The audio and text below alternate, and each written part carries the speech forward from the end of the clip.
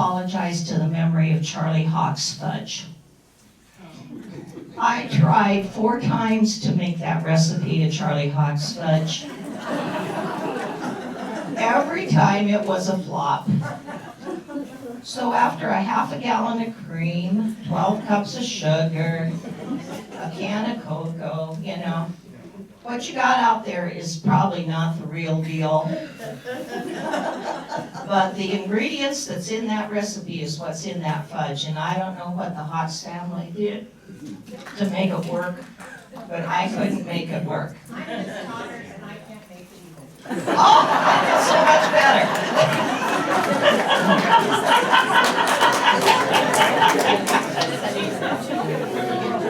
Yeah, it makes me feel better. I would appreciate it if you'd silence your cell phones. Our program is going to be a long program today, and if you have to leave, because it's going to go over an hour, I'm sure, you go ahead and just get up and go. We understand that completely, but we want everybody to be able to share what they want to share and ask the questions that they want to ask. So, to get started, this started out with a phone call to Karen Speed, and she teamed up with Richard Moeller, and they have put this together on a fabulous level. So I'm going to turn it over to Karen and Richard, and they'll go ahead with the program. Karen.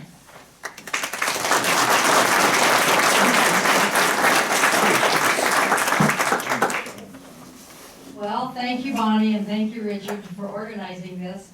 And I really want to thank Richard. He keeps me excited because he did a wonderful job of the slide presentation and the research that he did put together, and we had great conversations about the sale barn and the function of it.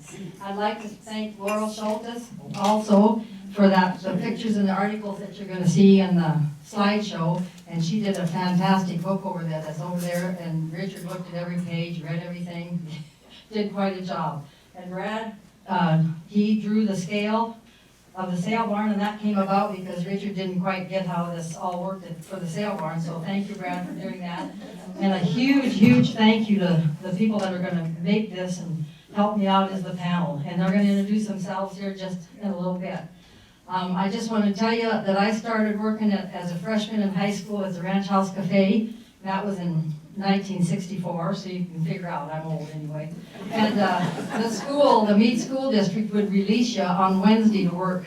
And there was a lot of employees that worked in the yard back and at the sale barn on Wednesdays, and also when they had more sales. I worked there until I went to college in '69, and then Juanita Roth asked, and Paul, my husband, was the night man, and he worked at all aspects of it, but she asked us if we wanted to clean the pavilion and the ring, and at that time she said, I'll give you $90. Well, $90 in that 1970 was a lot of money, you know. So we did that once a week after the sales, and then I went into the office.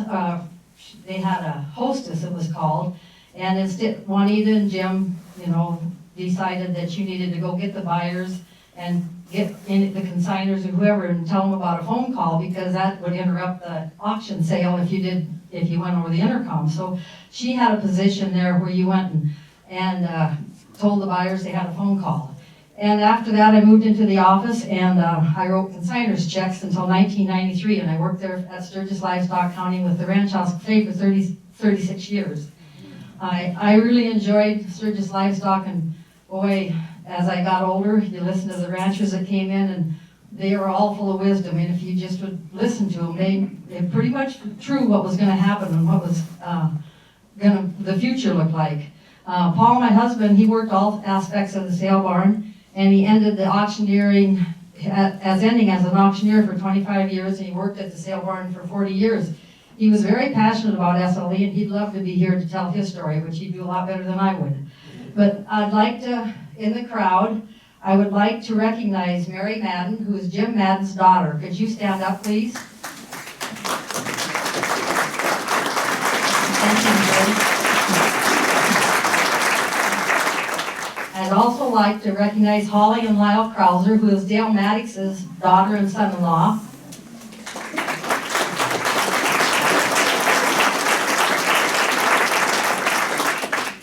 And Sue Hawks, she is Charlie Hawks's daughter, who was an auctioneer for many years at Sturgis Livestock. And is there anyone else here that is affiliated? Oh, I know Harvey I just learned this. Harvey Fitzgerald, would you stand up? He's an uncle to Billy Demerly, who worked there for many years. And I'm Nancy Davis. My dad, Ivan Davis, Ivan. worked there about 40 years. yeah, and then Nancy And Davis. 3 sisters. And 3 sisters, yeah, okay. So with that, I'm going to give the mic over to the panel, and I'm going to have them introduce themselves and tell them about themselves. I'll go last. Please stand up, okay? I am standing up.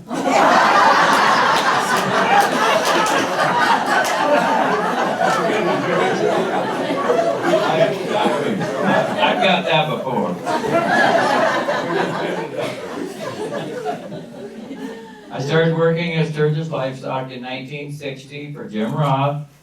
Wonderful family. Juanita was the wonderful lady there. I'll tell you what, they treated me so well. I was working in Rapid at the sale barn there. Came up here, worked there till I guess it was about 1983. And then I worked for Dale Maddox while he had it, and I worked a little bit for Herwick and Schmink. And I quit there to take over my uncle's ranch that needed help, and that's my story, and I'm sticking to it. You're still standing. Hey, Jerry. Huh? Jerry, who are you and where are you from? I forgot that. I'll get my driver's license and I'll tell you. I'm Jerry Hammerquist. I live on a ranch there east of Caputa. Hammerquist's name on the ranch has been 140 years and counting. So, we're getting her paid off, though.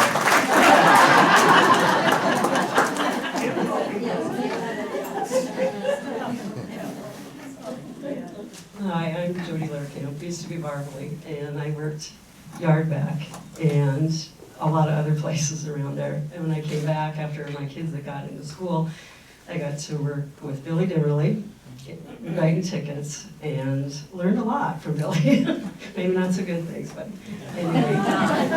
Karen sent this out, and I was thinking some of the best things about working at the sale barn were the people. Some of the worst things about the sale barn was the train. Along the yard back, it would run cattle through the pens. Okay. He's talking about the train. Gene Thompson, for a while, he run yard back from Crow's Nest. And somewhere along the line, the show Fantasy Island started up. And anyway, it was always the plane, little guy. But Gene, he could see a long ways up that Crow's Nest. Well, then he'd get to watch it for that train because it did have a lot of problems, broke out a lot of pens, done a lot, killed cattle, bad deal. But anyway, Gene got to hollering when the train, he could see it come for half a mile away, and he'd holler out, the train. It's kind of a standing joke. Then the jokes. There's just 2 short stories. One of the sorters, long ago, back in the 80s, had an issue with an auctioneer that would open the back window on the block and he'd just start yelling and hollering at all the sorters. Well, one night I saw him going across one catwalk down through the alleyway and up another catwalk down through the other alleyway. And the window was open, but he was halfway through it trying to pull the auctioneer out into the sorting alley. Yeah, it was. And then he caught me one night when the same auctioneer would ring the buzzer to have the out gate open and just continually ring. And if we weren't opening up, we were jammed up with cattle and couldn't move. And I had took my horse and stood on top of the saddle and pulled the wires out of the bell. Anyway.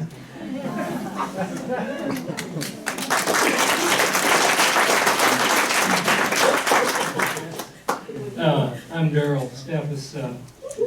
I started working there when I was in high school.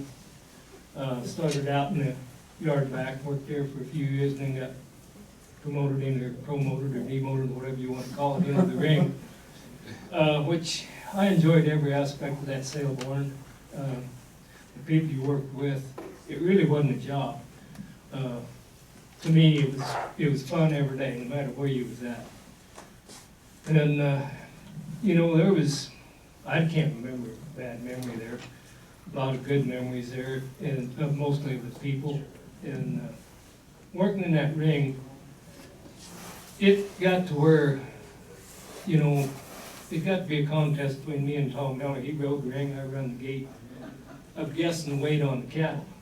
And it surprised you, we got pretty doggone good at it. And we counted, our job was to count the cattle in the ring. And so that, they get proper weight on it. And Tom, he'd circle them around there, and then there would be an outman, and I'd let the next bunch in.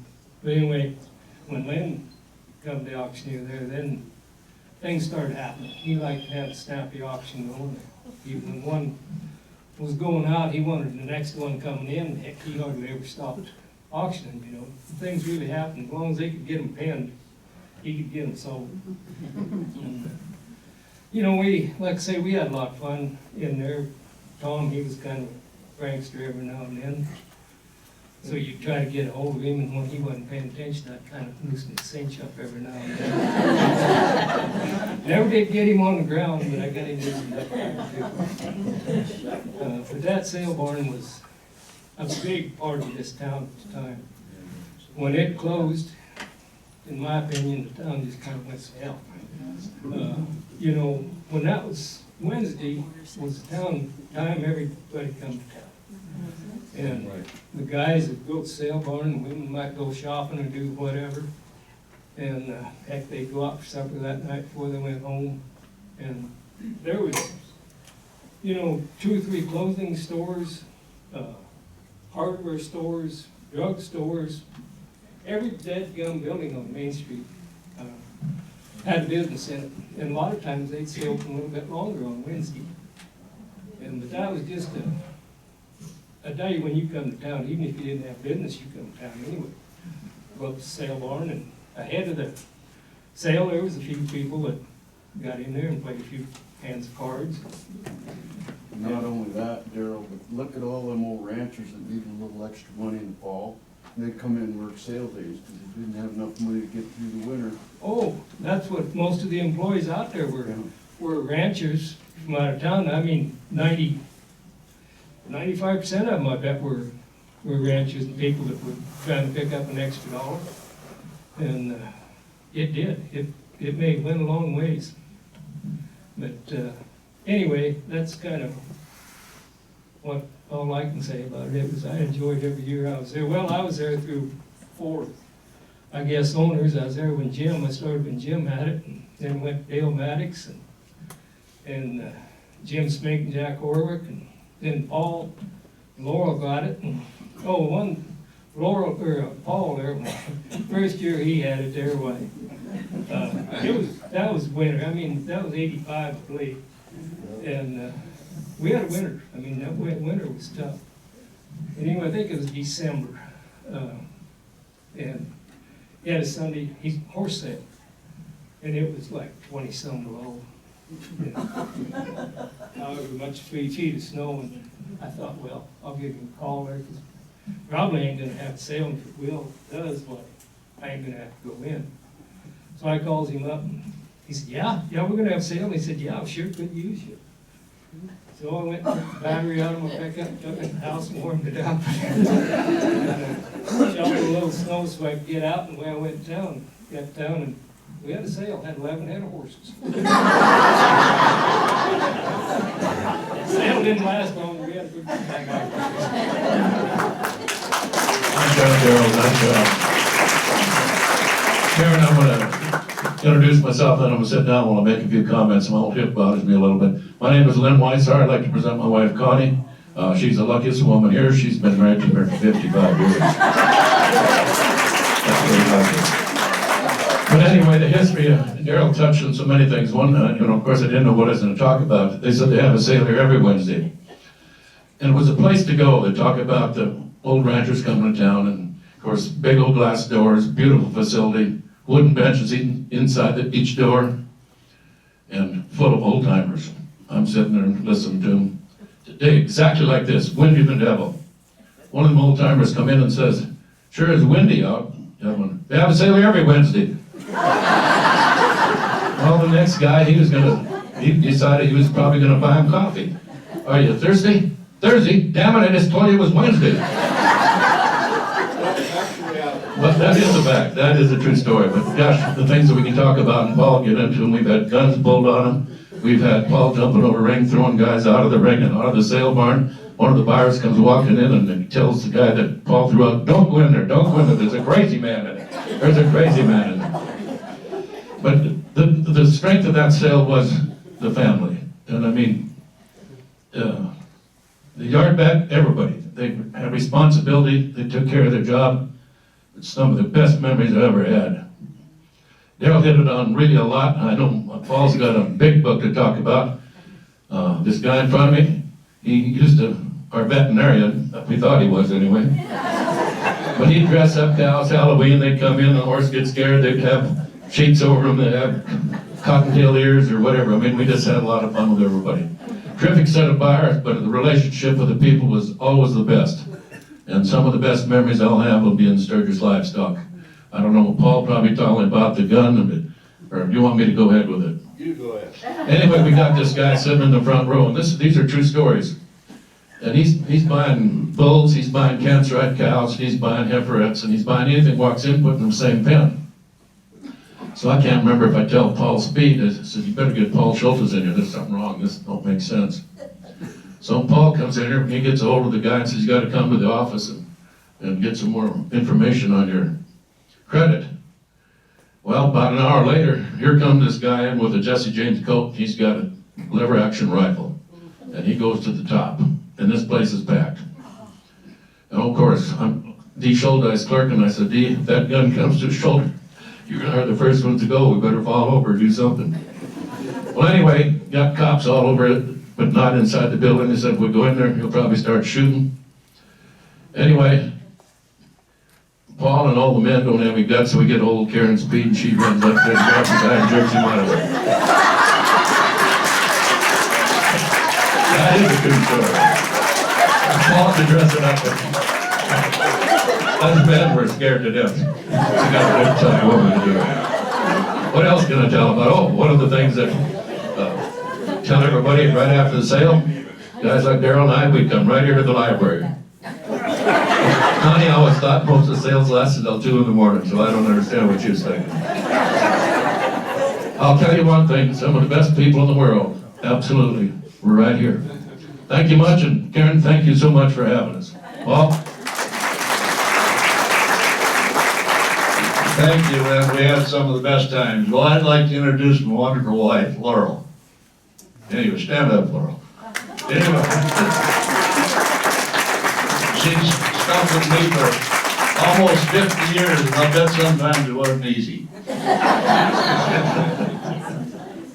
But I'm going to introduce myself, Paul Schultes. I am guaranteed to be the brokest man that ever owned a sale barn in Sturgis. But I didn't realize it. My pockets are always full of money. I can shoe horses. I mean, I never was broke. Except the money I owed the bank, lots of it. Come to Sturgis, and pretty soon Dale Hansen, the city attorney, he's trying to tell me that I'm probably worth less than zero. And the bankers won't even talk to me. But I had made a deal to buy it. And I had had a cache of silver at home since I was a kid. That took care of about half of it. And we made a small down payment on there. And I'm there and I know nothing. I was auctioneer at 2 sale barns up in Montana and traded horses like crazy, sold horses all over. We had Indian friends and white friends, but I didn't know anything. So I come to Sturgis, and I'll tell you, we were surrounded by smart men. There was Daryl Hoare, there was Lynn Weidauer, there was Wayne Anderson, there was, you can't believe the intelligence I was surrounded by, and you can't be dumb around them guys. One bid past what they bid, you're not in very, very deep trouble. So I just went to buying cattle, and I'd send them, sometimes they'd sell them Black Hills pack, and I'd pay too much for them. And they'd lose $30, so I wouldn't support the market near as high the next week. So finally, I tell Lynn, you just run like a kid on a new bike till $2 under what every critter's worth, and I'll own them if somebody else don't want to. Because I could use the $50. We played that way for years. Sometimes we'd have pens full of cattle, sometimes we'd have none. But I didn't have any knowledge of what was going on. But we went after it. But that was the cattlemen there. They knew a lot, and I didn't. But I was learning fast. And then it was 1985 and 86. In that time, I'd say close to half the businesses and ranches were in horrible financial condition. The dairy buyout took all the cows out of there. There was 15,000 dairy cows in Meade County when I moved here. None left after a dairy buyout.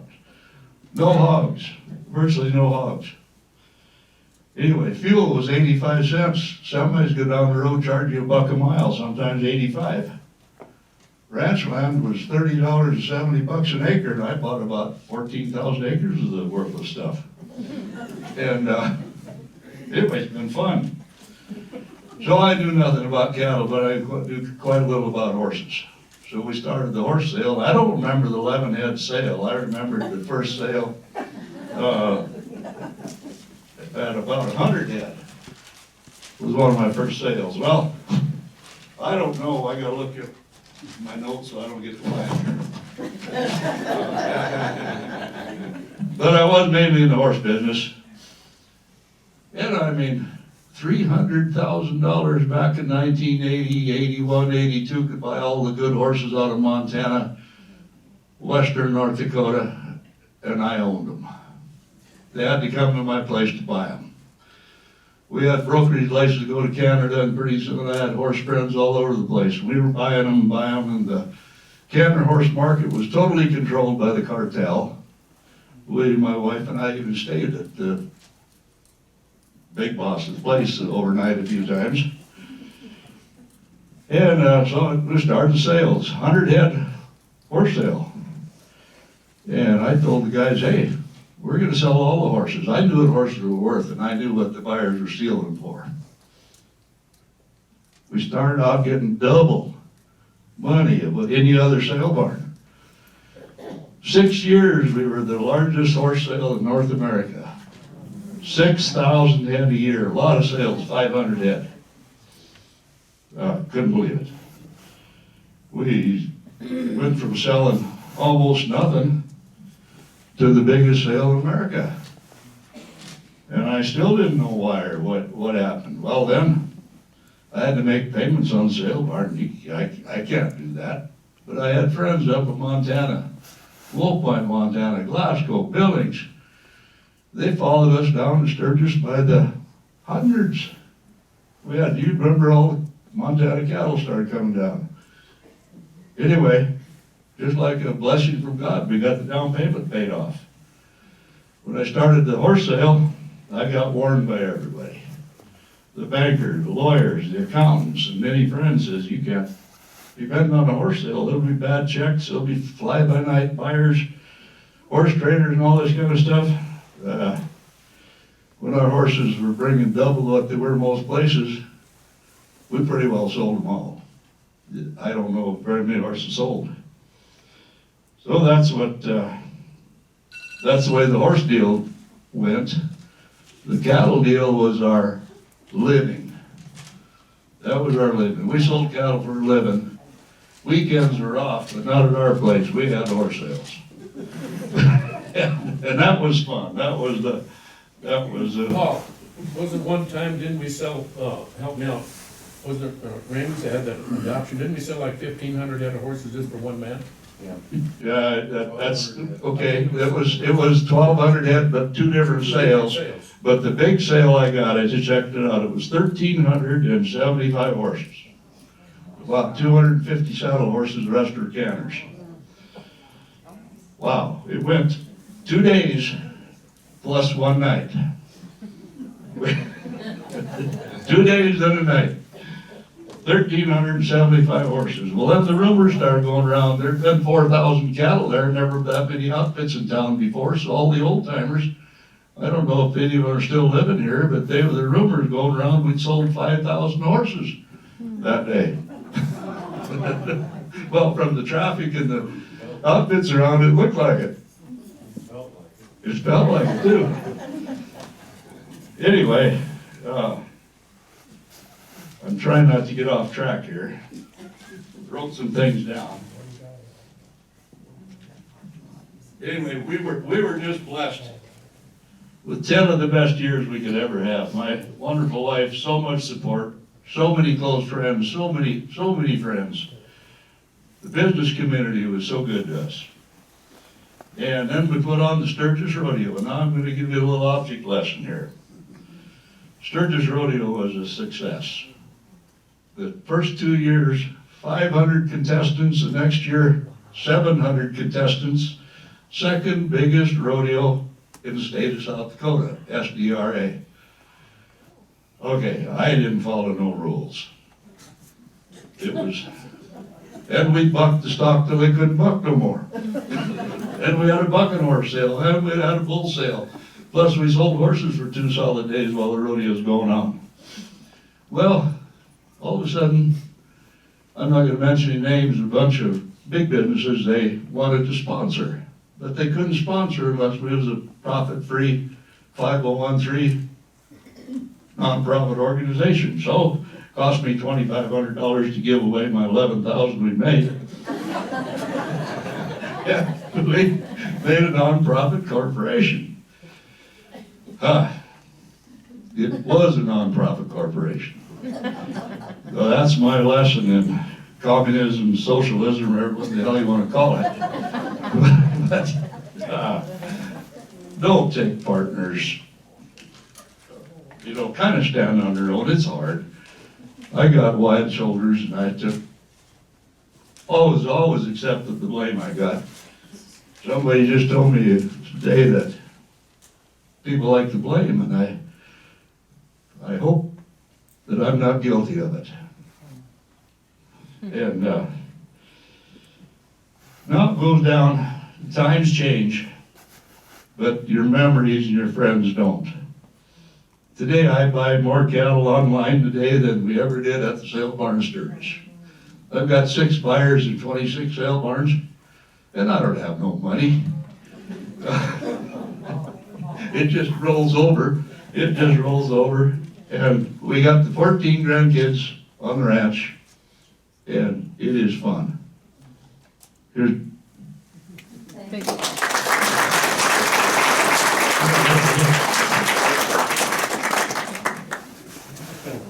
I'm John Ismay, and I was at the veterinarian at the sale barn for, 35 years. And I wasn't always, I had somebody else working for me part of the time, but I showed up there about 1971. Mike, read directional order. Oh, okay. Okay, so anyway, I came in 1971 and went to work for Dr. Hannafy. He owned the practice at that time, and then I bought him out after a year, and we always had a good time at the sale barn, but these guys don't remember, maybe they remember, but they're not talking too much about the horrible weather and everything else that went on. But we all have a tendency to forget that kind of stuff, so we just remember the good stuff. And Bonnie and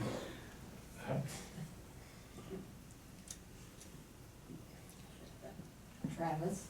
and all of us, my family, we work together, and they work their guts out at the sale barn. So anyway,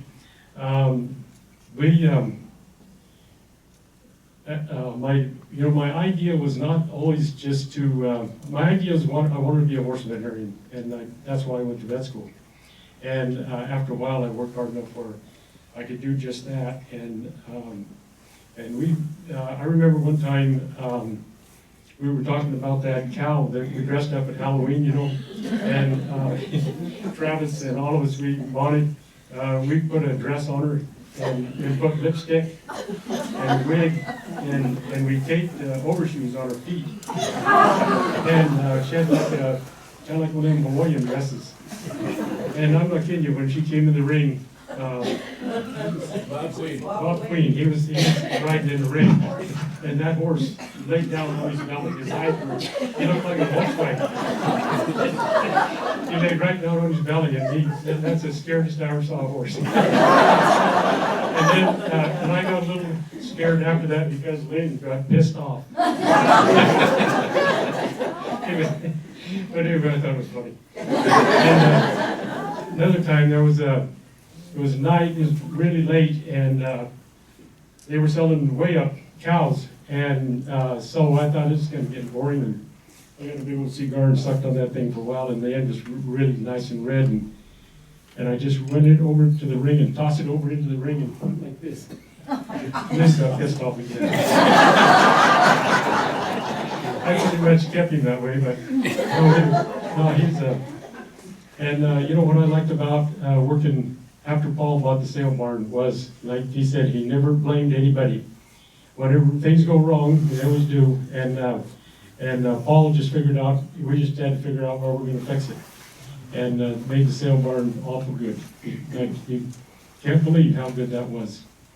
So, I just, there's a couple other stories I was gonna tell you, but I don't wanna bore you with, well, maybe I'll tell you one.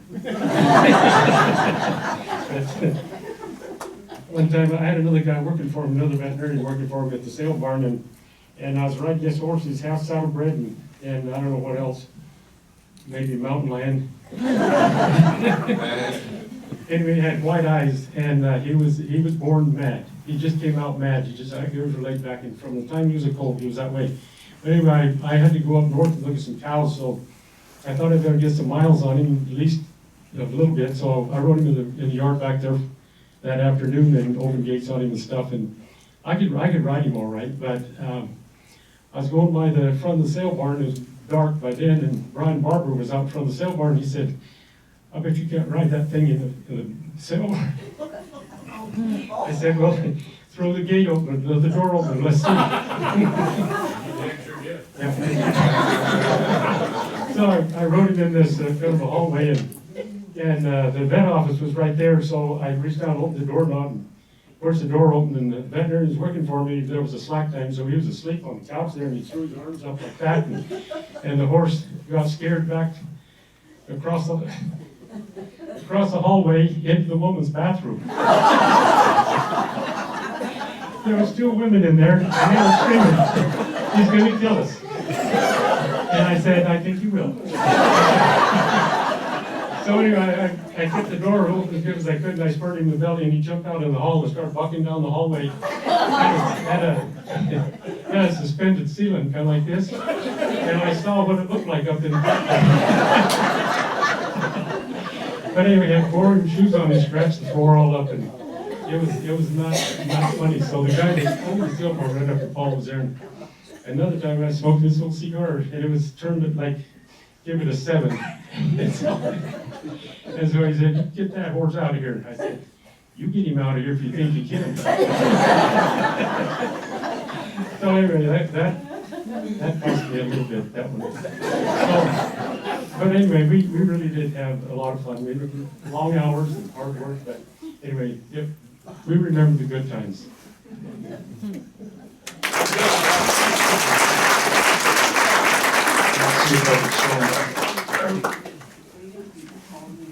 I'm Brad Severson.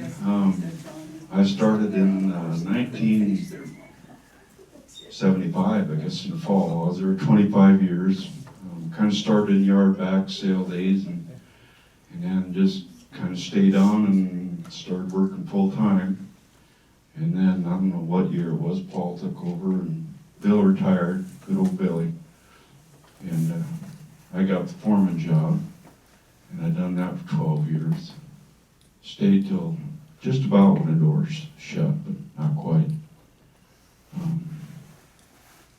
A lot of fun, a lot lot of hard work. A lot of dangerous stuff. You guys know that. Yeah. Probably why I'm so crippled up, probably. One thing I really wanted to say is I want to thank Karen and Richard and Bonnie. They went to a lot of work for this deal. I just got in on a little bit of it. It was kind of during cabin and storms and everything, but these people went to a lot of work. And I'm glad they did, because it's a lot of memories and a lot of people. Actually, this is nice. Yeah.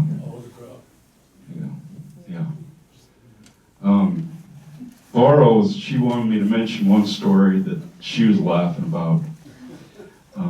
Back, Paul and Laurel on vacation. Well, we had supposed to have 200 pairs coming in for sale on a Monday. And so it'd take a couple days to sort them up. John had to do the work on them and everything. I'm gonna sit down. But anyway, those people called on Tuesday morning, sales on Wednesday, and they said we aren't coming with the cattle. And so done a lot of advertising, had extra help coming, just a lot of things went on before that stuff come in. And so Ray Heupel was there at the time, so him and I loaded up in the pickup and went out to this guy's place. And finally talked to him, and they was going to take half of them to Fort Pierre, and they was going to bring half of them. This is Tuesday afternoon. Like I said, sales on Wednesday. John and his crew had to work them yet. We had to sort them up. And so then it got to raining in the evening. So we took them all to the sorting alley, and we worked all night. In fact, it was just the start of the sale on Wednesday. And none of us had been home sleeping. We would just go till light. Anyway, Paul, he come out, and I'm just going to the tack room for something, and he come in there. There was a buyer that I won't mention name, but I didn't get along with him, and I never did. But anyway, Paul come in, and he says, say, his cattle didn't get fed this morning. And I turned around to Paul, and I was pretty short fused by then, hadn't any sleep for a couple of days. I told Paul, I said, you know, Paul, I really don't give a shit. So he digs in his billfold and gives me $100 bill, and he says, this help? And I said, yeah, it'll help. We go up on the catwalk, we're running up these pairs now up on the catwalk because I had certain pens I wanted to go in a certain order. And anyway, this buyer, he come out on the catwalk and he decided he was going to put in his 2 cents on this deal because his cattle hadn't been fed. And I'm pretty short fused when I get no sleep. And anyway, he's going down the catwalk and kind of talking behind my back. And so I take the sorting stick and I'm just kind of shaking at him and talking along. And he's running out of room because he's getting in the catwalk and he can't go nowhere but down. So the sorters, and I see some of them here, yeah, and they're standing down there and sorting now, and they're laughing and clapping. They think this is quite a deal because nobody could really get along with this buyer. Like I said, I'm not mentioning any names, but Laurel, she's sitting there and says, you gotta tell that story. And there's a lot more, but I won't get into that. Brad. Excuse me, Daryl. I'll tell one reason why Brad's crippled.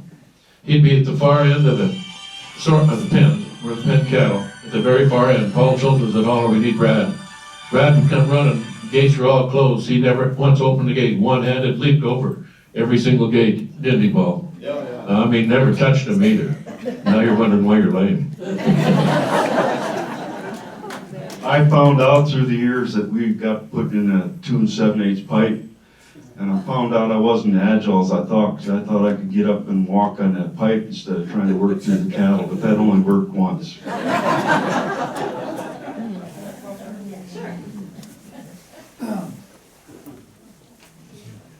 Thank you, Karen. Radio check, can you hear clear in the back? Yep. Raise your hand if you can hear all right. Okay.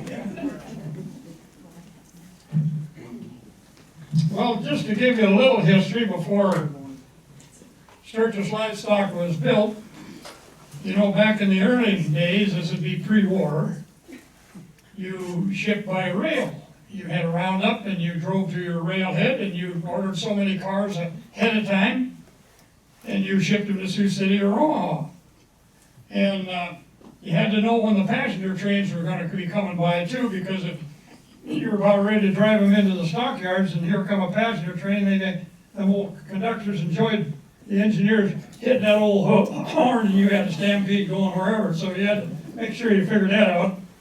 And I don't know whether any of you were ever involved in that, but all the Hereford bulls had to be tied to the car. So you'd spot the car and put the Hereford bulls in, and imagine now, snubbing that bull up inside the car and then tying him to the side so he didn't injure any of the other cattle in the car. Kind of an interesting deal. Then, after the rail roundups like that, and any odd and ends that you had left over that would not fit in a car, then there's cattle traders come by, no scales, they bought them by the head, and some of them, they ended up, you get a bad check, you had to pass them through a couple times, and they operated on the float, so that was always a problem in the country. Well then, after that, then the auctions come in after the war. When was Sturgis Livestock built? 1944. 44. War was over in 45. I worked there. Introduce yourself. So Introduce yourself. I'm Dwayne Hayes, and I was a freshman in high school when it started, and the building was originally in Whitewood, and they moved it to Sturgis. That's right. Jim Madden owned it, of course. And my job was to, after they sold the cattle, was to help pen them. And Norway Hansen was the shoot boss, I guess, at that time. He was a gruff old boy, but a good guy. And he'd tell us where to pen those cattle. They'd let us out of school on Wednesdays to work at the sale barn. I was probably I was probably the first employee that they had.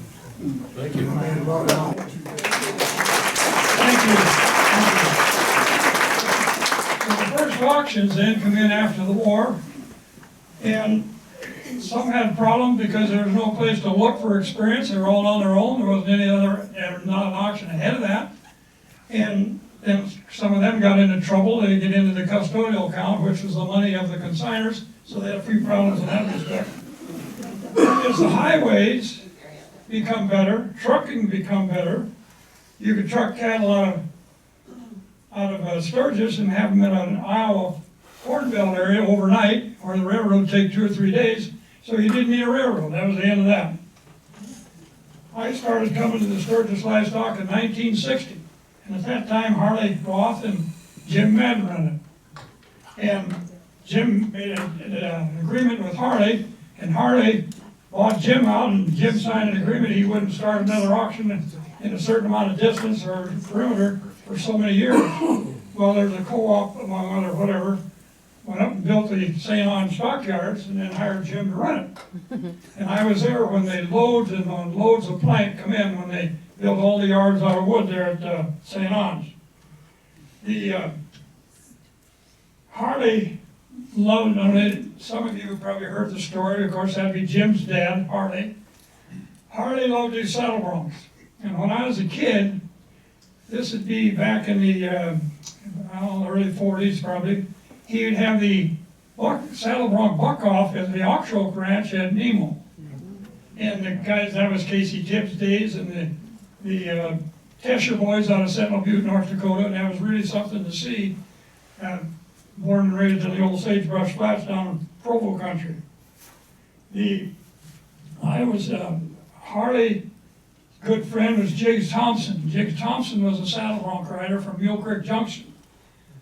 And Harley and Jiggs Thompson were coming back from the Denver Stock Show, and the plane went down on the Wyoming Hereford Ranch east of Cheyenne and killed them both. And Juanita was settling up with me of the cattle I bought that day when the word comes through. That was a pretty somber sale at the end of that day. Then Jim took over after Harley got killed. Then he put in the state-of-the-art sale barn. One of the best ring scales in the country. I have bought been in and bought cattle out of 13 states and 3 provinces. And the best ring scale of all of them was Sturgis Livestock. Cattle come, some of them tried to configure their ring scale with the old ring, and they have to come in and out, or whatever, it just didn't work that good. Sturgis come in and out, one end, out the other. I would say that the Sturgis sale barn that would come under the word majestic. All the other sale barns I went to, is nothing like coming to Sturgis. That was always a majestic situation. And Juanito, you know, back then you didn't have no cell phones or nothing, so they'd give your name and or, you know, road line such and such, and you went to the phone booth. She had never put my name over the speaker. And I said to Juanito, "What's the deal?" I said, "You always said you have to say Black Hills telephone." She said, that speaker system goes clear downtown, and I don't want anybody down there figuring out what we're running up here. Put more on that speaker system. Of course, there was Freddie. Freddie, she was one of the best clerks of any sale barn you ever want to go to. She would take the scale tickets, put them in the tubes were about that long, and they went through the suction tubes to the office where they'd take the scale tickets out and send them back. And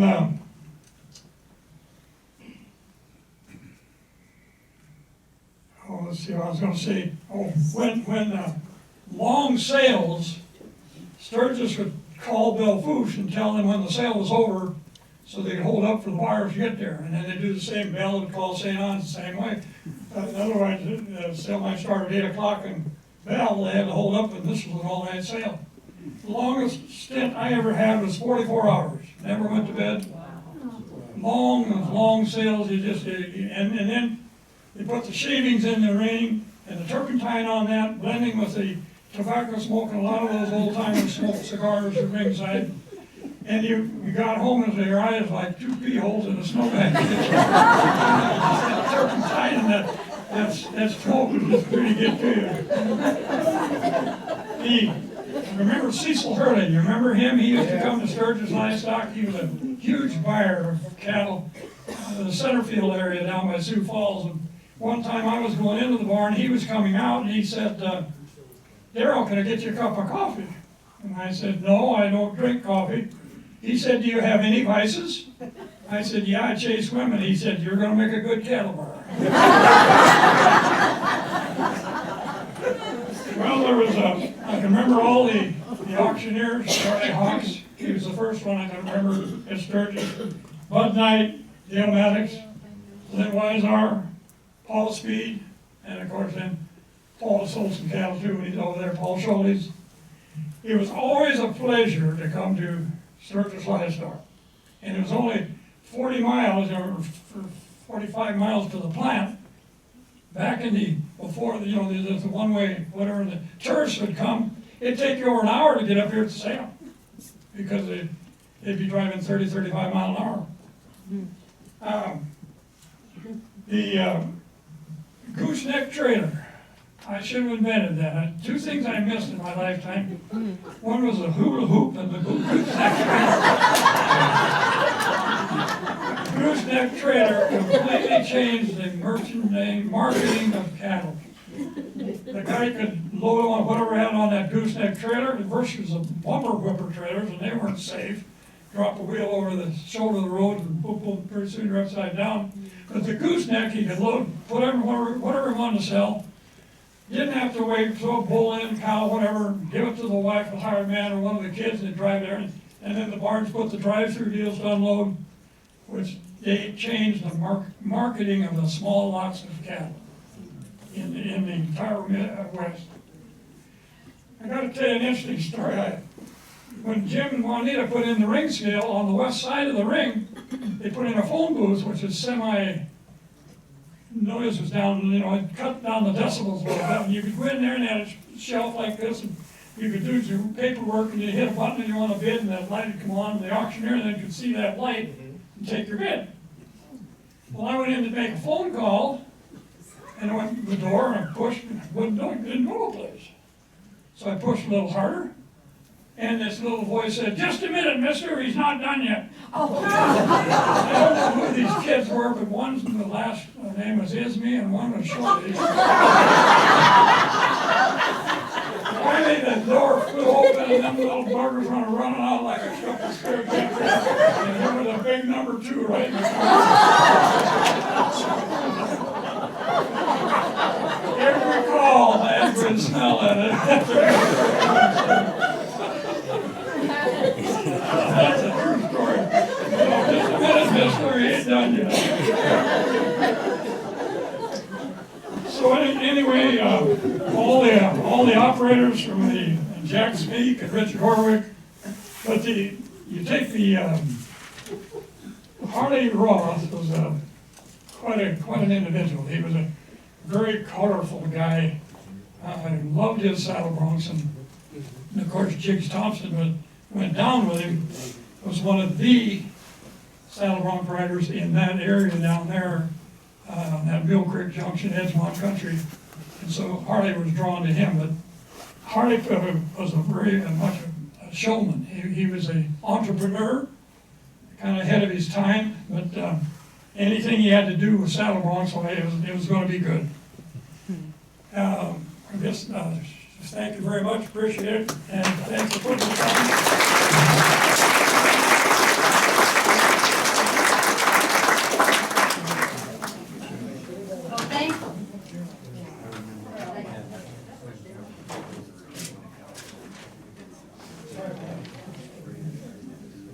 Thanks, Daryl, and thanks to all the panel. Now Richard's going to do the slideshow, and he's going to present some history. And the panel, including the panel and the audience, if you want to make brief comments, if you see something on the slideshow that you want to make a brief comment, please do, because it's going to be a slideshow with the history, and there's going to be some pictures one picture for sure that we don't know about. So here's Richard now. All right. First of all, Karen and I was talking before this, said if we ever give the microphone to that panel, it's going to take 45 minutes. So we've got 5 minutes please. Well, we're now at 54 minutes.